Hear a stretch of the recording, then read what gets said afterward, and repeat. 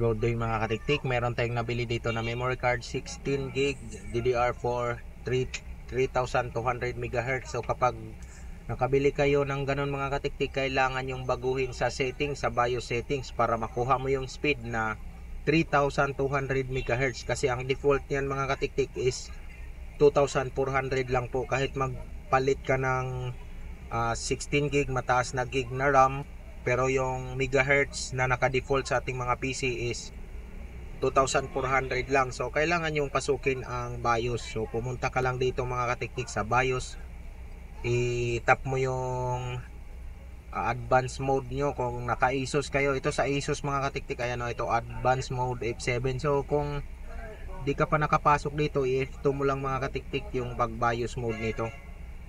So F2 lang ang kailangan, or F12, depende sa motherboard na inyo. Pero yung tong sa akin mga katiktik is naka F2.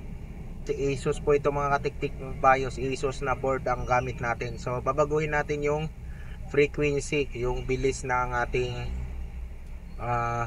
memory.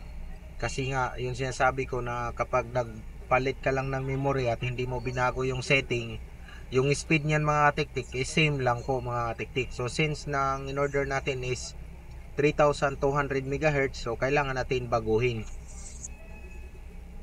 So ito mga katiktik, skip natin, mayroon kasing load previous value. Kailangan natin mapasok natin dito mga katiktik yung AI tweaker. So humarang pa to, hindi ma-cancel lang mga katiktik ha.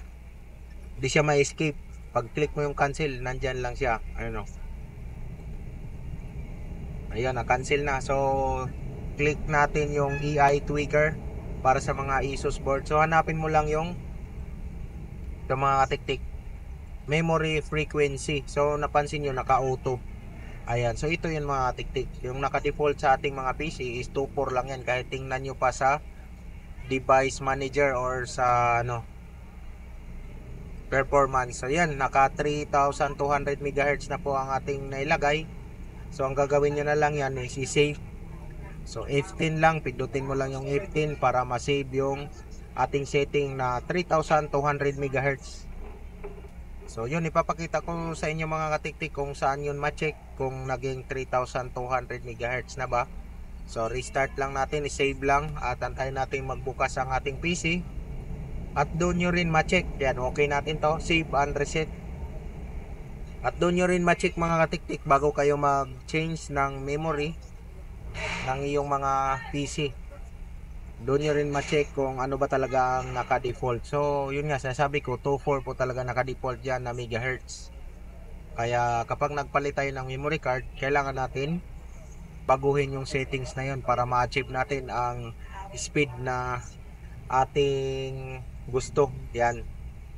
So type lang natin yung ano natin dito, password. Ay, password pa to mga katiktik ang ating PC.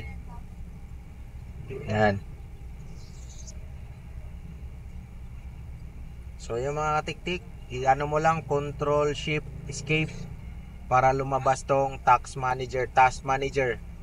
Yan, at punta ka sa performance at ito yung sinasabi ko mga katiktik, 32 MHz. So kapag di mo binago yan, naka 24 lang yan mga katiktik.